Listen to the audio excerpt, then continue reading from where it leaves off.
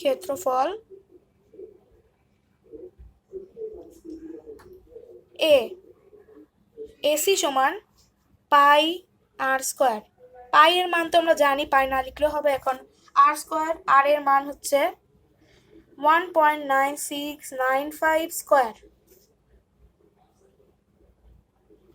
এটার একক দিয়ে দিই মিটার স্কোয়ার, দিয়ে এটা ক্যালকুলেশন করলে আসবে 12.186 মিটার স্কোয়ার। এটা হলো আসলো, মানে এটা যেটা আসলো এটা কিন্তু কিসের ক্ষেত্রফল? গোলকটার ক্ষেত্রফল। এখন আমরা গোলকটার ক্ষেত্রফল আর রিং এর ক্ষেত্রফলের তুলনা করব। তো রিং এর ক্ষেত্রফলটা দেখো দেওয়া আছে, রিং এর ক্ষেত্রফল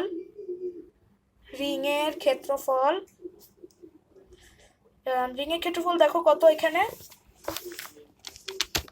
রিং এর ক্ষেত্রফল 11.34 মিটার স্কোয়ার। তাহলে এখানে দেই 11.34 মিটার স্কোয়ার। এখানে এ বি ধরে নিতে পারি। তো তাহলে এখন লাস্টে যে অ্যান্সার কি হবে? এ বি, অর্থাৎ এ বি। তাহলে এটা এভাবে দিতে পারি, এসি বড় এ বি থেকে। কারণ দেখো 11.34 থেকে অবশ্যই 12.186, মানে গোলকটা বড় রিং এর চেয়ে। এখন রিং এর মধ্যে গোলক কিভাবে ঢুকবে? রিংটা ছোট, গোলকটা বড়। তাহলে এটা হবে অ্যান্সার হবে। দেখো প্রশ্ন চেয়েছিল উদ্দীপকের রিং এ প্রবেশ করানো যাবে কি না। তোমরা রাজশাহী বোর্ড 2019 বের করলে বুঝবা, প্রশ্নটার সাথে অ্যান্সারটা মিলালেই বুঝবা। তাহলে বলেছে যে যাবে কি না। তাহলে যেহেতু রিংটা ছোট আর গোলক বড়, তাহলে যাবে না। তাহলে অ্যান্সার আমরা ওভাবে লিখে দিব যে গোলকটি যার ক্ষেত্রফল বড়, প্রস্থচ্ছেদের ক্ষেত্রফল বড় এবং এটা ছোট হওয়ার কারণে এটা আমরা অ্যান্সার এভাবে বলে দেব। এটা আমার সলিউশন ছিল রাজশাহী বোর্ড 2019-এর। যারা বুঝতে পারোনি তারা আমার সাথে অবশ্যই যোগাযোগ করবা, কমেন্ট বক্সে বলবা, আমি অবশ্যই তাদের কমেন্ট রিপ্লাই দেব। এখন আরেকটা যেটা দেখাচ্ছি সেটা হচ্ছে চট্টগ্রাম বোর্ড 2019। পরবর্তী সেটা হচ্ছে চট্টগ্রাম বোর্ড 2019। আজকে দুটাই দেখাবো, পরবর্তীতে আরো দেখাবো চট্টগ্রাম বোর্ড 2019। তোমরা আমার লেকচারের সাথে প্রশ্নটা বের করলে বুঝবা যে এটা কিভাবে করা হলো। আমি এখন প্রশ্নটা দেখাতে পারছি না ঠিক মতো করে। তো এখানে আমাদের প্রশ্নটা গ নাম্বার যে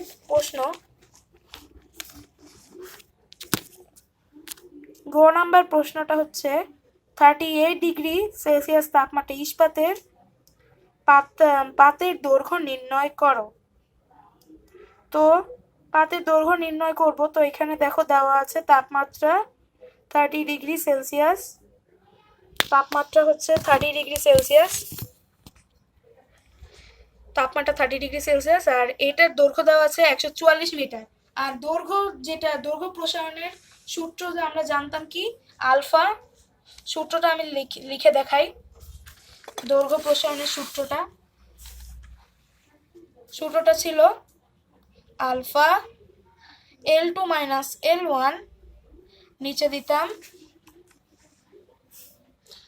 L1 T2 মাইনাস T1। এটা আমাদের বইয়ে দেওয়া আছে এই সূত্রটা। এই সূত্রটা আবার অনেকে এইভাবে লেখে যে আলফা সমান L2 মাইনাস L1, এখানে দিয়ে L1 ডেল থিটা, এভাবে লেখা যায়। তো এই ডেল থিটা মানেই হচ্ছে T2 মাইনাস T1, অর্থাৎ পরিবর্তিত তাপমাত্রা বিয়োগ আগে যে তাপমাত্রাটা ছিল সেই তাপমাত্রার বিয়োগফল। আর L2 L1, L মানে হচ্ছে লেন্থ, মানে দৈর্ঘ্যটা, অর্থাৎ আগের যে জিনিসটার যে দৈর্ঘ্য, আর প্রসারিত দৈর্ঘ্য মানে পরবর্তীতে বৃদ্ধি পেয়ে যে দৈর্ঘ্যটা হলো। আমরা ধরি কোনো জিনিসের দৈর্ঘ্য এতটুকু, এখানে 3 সেন্টিমিটার। এখন 3 সেন্টিমিটার দৈর্ঘ্য হলো, এটা হচ্ছে প্রকৃত দৈর্ঘ্য, মানে যেটা আছে। এখন পরবর্তীতে তাপ দেওয়ার কারণে কঠিন পদার্থ সাধারণত একটু প্রসারিত হবেই। তো প্রসারিত হলে সেটা ধরে এতটুকু বেড়ে গেল। এখন বেড়ে গেলে সেটা কিভাবে বের করব? এই বেড়ে যাওয়া দৈর্ঘ্যটা আমরা বের করতে পারি, কতটুকু বৃদ্ধি পেলো সেটা তো বলেই দিবে। তো বৃদ্ধি পেয়ে সেটা থেকে L2 মাইনাস L1 মানে প্রসারিত দৈর্ঘ্য, অর্থাৎ কোনটা কতটুকু প্রসারিত হলো সেটা এখান থেকে বোঝা যায়।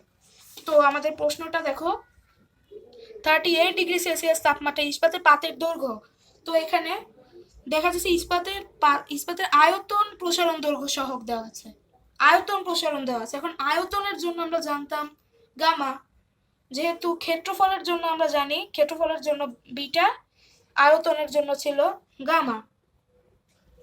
তো আয়তন গামা আমাদেরকে এই মান থেকে আলফার মানটা আগে বের করে নিতে হবে। আর এটা কিভাবে বের করব, আমাদের একটা ইকুয়েশন ছিল যে এটা বের করার জন্য গামা, তাহলে এর মান যদি অর্থাৎ আলফার মান যদি আমরা বের করতে চাই, এটা বের করব কিভাবে, গামা থেকে 3 ভাগ করে। তাহলে আমরা ওই সেম অঙ্কটা এভাবেই গামা থেকে 3 ভাগ করি।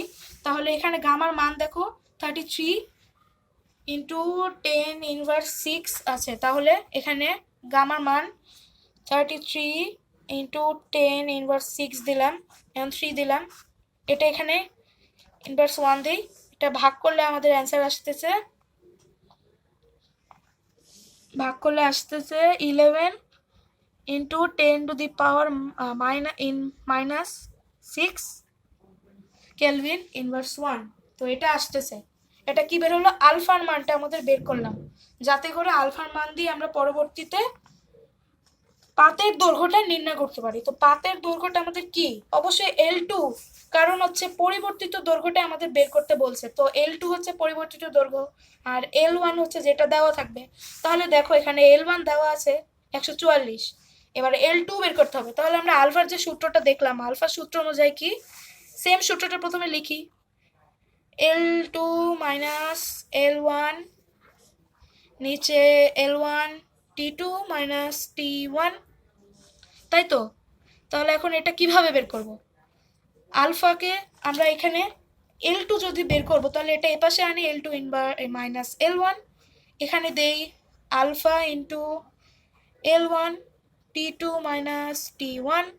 তাহলে যদি শুধু L2 বের করতে চাই তাহলে কি করব, L2 এখানে দিয়ে অবশ্যই ওখানে যে এটা যোগ করে দিব, তাহলে L1 plus alpha L1 T2 minus T1।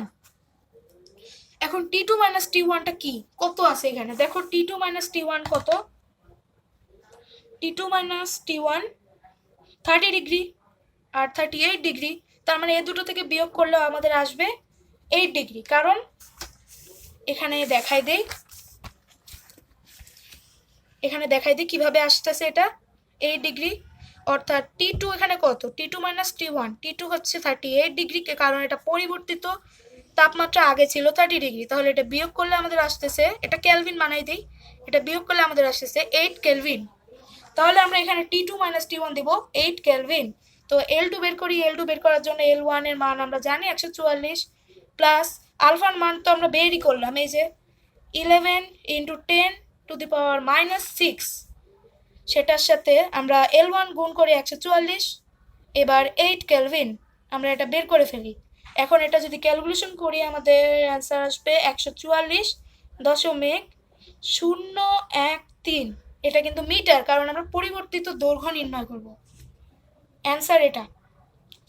জিনিসটা আবার দেখাই দিই, আমরা এই যে সূত্রটা জানি, alpha is equal to L2 minus L1, মানে হচ্ছে পরিবর্তিত দৈর্ঘ্য বিয়োগ আগে যে দৈর্ঘ্যটা ছিল। তো L1 সেভাবে দেখালাম, T2 পরিবর্তিত তাপমাত্রা আর আগের তাপমাত্রা বিয়োগফল, L1 তো জানি আগে যেটা দেওয়া থাকবে মানে জিনিসটার দৈর্ঘ্য। তো আমরা এটা কিভাবে করলাম, T2 minus T1, T2 minus T1 মানে হচ্ছে যেটা বললাম, এটা বিয়োগ করলে আমাদের 8K আসতেছে। তো আমাদের সূত্র অনুযায়ী, আলফার সূত্র অনুযায়ী, আমরা আলফার সাথে আমাদের এখানে গামার দেওয়া আছে, তো গামা থেকে 3 ভাগ করলে আলফার মান পাওয়া যাবে। তো আমরা এটা আলফার মান বের করলাম, আমাদের যেহেতু L2 বের করতে গেলে আলফার মানটা এখানে লাগবে, সেজন্য আলফার মানটা বের করে এভাবে করলাম, করে পরে লাস্টে ক্যালকুলেশন করে অ্যান্সার হয়ে গেল। এখানে মানটা দেখো, L1 হচ্ছে আগের 144, এই যে দেওয়া আছে দেখো 144, 11 এটা কিন্তু আলফার মান, এই যে আমরা বের করলাম, আর এটা কিন্তু দেওয়া আছে বইয়ে ওখানে। আর T2 মাইনাস T1 এই যে আমরা বিয়োগ করে পারলাম 8K বিয়োগ করলাম, আর এটা তো আমরা দেওয়াই আছে, তো বিয়োগ করলে এটা।